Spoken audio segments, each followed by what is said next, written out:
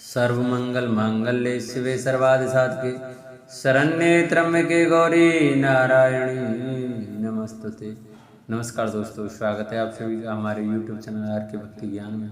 प्रिय भक्तजनों, आज आप सुने श्रावण मास महात्म के 16वें अध्याय की कथा, उसमें की शीतला सप्तमी व्रत का वर्णन तथा व्रत कथा। इस कथा का वर्णन सुने सभी भक्तजन हमारे चैनल पर जो भी जुड़े हैं, जिन्होंने अभी तक चैनल को सब्सक्राइब नहीं किया है वो चैनल को सब्सक्राइब करें। वीडियो अच्छी लगे तो वीडियो को लाइक और कमेंट करें और कमेंट में ओम नमः शिवाय अवश्य लिखें। आइए भक्तों, हम आपको श्रावण मास महात्म के 16वें अध्याय की कथा श्रवण कराते हैं।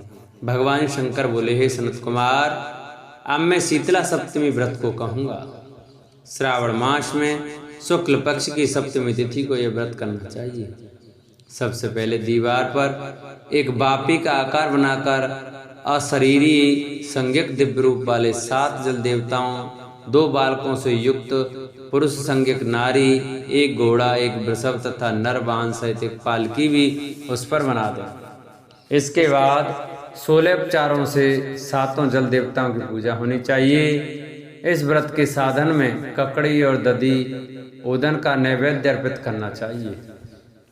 उसके बाद नैवेद्य के पदार्थों में से ब्राह्मण को वायन देना चाहिए। इस प्रकार 7 वर्ष तक इस व्रत को करने के बाद उद्यापन करना चाहिए। इस व्रत में प्रत्येक वर्ष 7 सुवासिनियों को भोजन कराना चाहिए। जल देवताओं की प्रतिमाएं एक स्वर्ण पात्र में रखकर बालकों सहित एक दिन सायंकाल में भक्तिपूर्वक उनकी पूजा करनी चाहिए। प्रातःकाल पहले गर्म होम करके देवताओं के निमित्त चरु से होम करना चाहिए। जिसने पहले इस व्रत को किया और उसे जो फल प्राप्त हुआ उसे आप सुने। सौराष्ट्र देश में सोवन नामक एक नगर था। उसमें सभी धर्मों के प्रति निष्ठा रखने वाला एक साहूकार रहता था। उसने जल रहे थे एक अत्यंत निर्जन वन में बहुत पैसा खर्च करके शुभ और मनोहर सीढ़ियों से युक्त पशुओं को जल पिलाने के लिए सरलता से तरने चढ़ने योग्य दृढ़ पत्थरों से बंधी हुई तथा लंबे समय तक टिकने वाली एक बावली बनवाई। उस बावली के चारों ओर थके राहगीरों के विश्राम के लिए अनेक प्रकार के वृक्षों से शोभायमान एक बाग लगवाया, लेकिन वह बावली सूखी रह गई और उसमें एक बूंद पानी नहीं। साहूकार सोचने लगा कि मेरा प्रयास व्यर्थ हो गया और व्यर्थ ही धन खर्च किया। इसी चिंता में विचार करता हुआ वह साहूकार रात में वहीं सो गया। तब रात्रि में उसने स्वप्न में जल देवता आए और उन्होंने कहा कि हे धनद, जल के आने का उपाय तुम सुनो। यदि तुम हम लोगों के लिए आदरपूर्वक अपने पौत्र की बलि दे दे तो उसी समय तुम्हारी यह बावली जल से भर जाएगी। यह सपना देखकर साहूकार ने सुबह अपने पुत्र को बताया। उसके पुत्र का नाम द्रविड़ था और वह भी धर्म कर्म में आस्था रखने वाला था। वह कहने लगा, आप मुझ जैसे पुत्र के पिता हैं। यह धर्म का कार्य है, इसमें कोई ज्यादा विचार नहीं करना चाहिए। यह धर्म ही है जो स्थिर रहेगा और पुत्र आदि सब नश्वर हैं। अल्प मूल से महान वस्तु प्राप्त हो रही हैं, अतः यह क्रय अति दुर्लभ है। इसमें लाभ ही लाभ है। शीतांशु और चंडांशु ये मेरे 2 पुत्र हैं। इनमें शीतांशु नामक जो ज्येष्ठ पुत्र है उसकी बलि बिना कुछ विचार किए आप दे दें। लेकिन पिताजी, घर की स्त्रियों को यह रहस्य कभी ज्ञात नहीं होना चाहिए।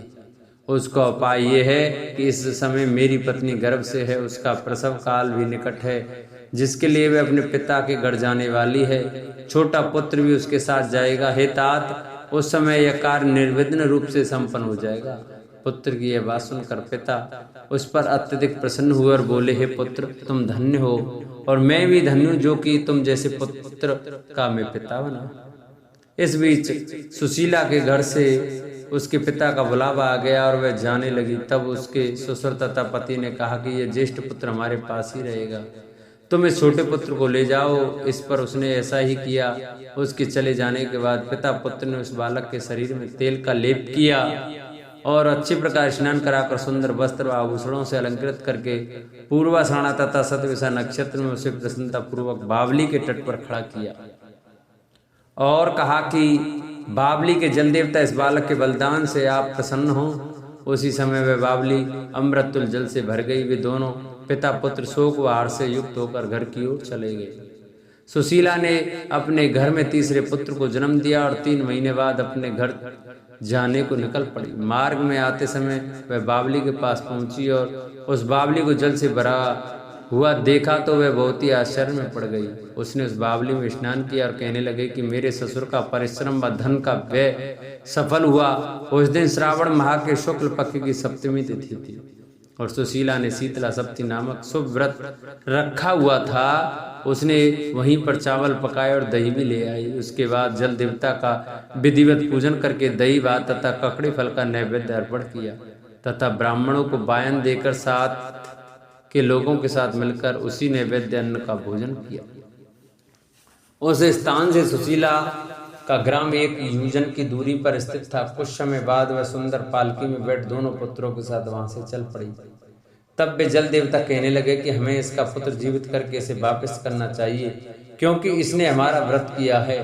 साथ ही यह उत्तम बुद्धि रखने वाली स्त्री है। इस व्रत के प्रभाव से इसे नूतन पुत्र देना चाहिए। पहले उत्पन्न पुत्र को यदि हम ग्रहण किए रह गए तब हमारी प्रसन्नता का फल ही क्या। आप में ऐसा कहकर उन दयालु जल देवता ने बावली में से उसके पुत्र को बाहर निकालकर माता को दिखा दिया और उसे विदा किया। वहां निकलकर वह पुत्र माता माता पुकारता हुआ अपनी माता के पीछे दौड़ पड़ा। अपने पुत्र का शब्द सुनकर उसने पीछे मुड़कर देखा और वहां अपने पुत्र को देखकर वह मन ही मन चकित हुई। उसे अपनी गोद में बिठाकर उसने उसका माथा सूंघा, किंतु यह डर जाएगा इस विचार से उसने पुत्र से कुछ नहीं पूछा। वह अपने मन में सोचने लगी कि यदि इसे चोर उठा लाए तो यह आभूषणों से युक्त कैसे हो सकता है, और यदि पिशाचों ने इसे पकड़ लिया था तो दोबारा छोड़ क्यों दिया।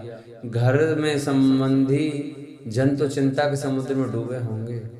इस प्रकार सुशीला सोचती हुई वह नगर के द्वार पर आ गई।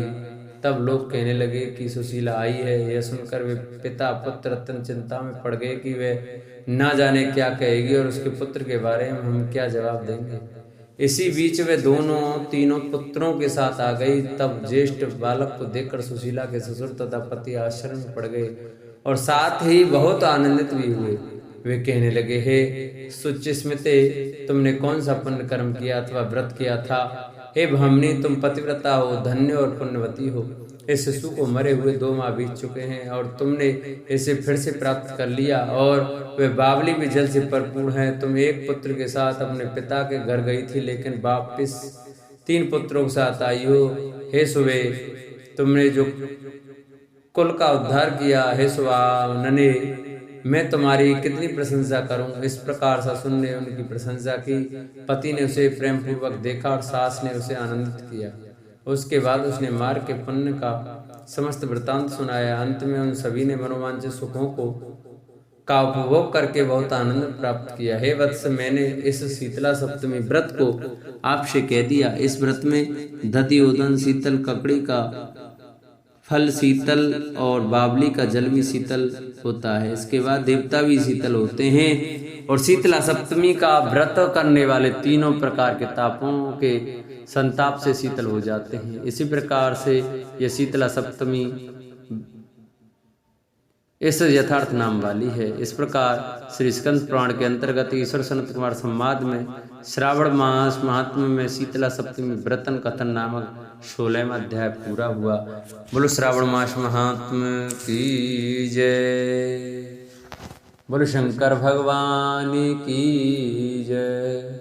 जिन भक्तों को हमारी ये श्रावण मास महात्म्य की कथा अच्छी लगी हो वो हमारी वीडियो को ज़्यादा शेयर करें, जिससे और भी भक्त हमारी ये कथा श्रवण कर सकें। जिन्होंने अभी तक चैनल को सब्सक्राइब नहीं किया वो चैनल को सब्सक्राइब करें, वीडियो को लाइक करें और कमेंट में ओम नमः शिवाय अवश्य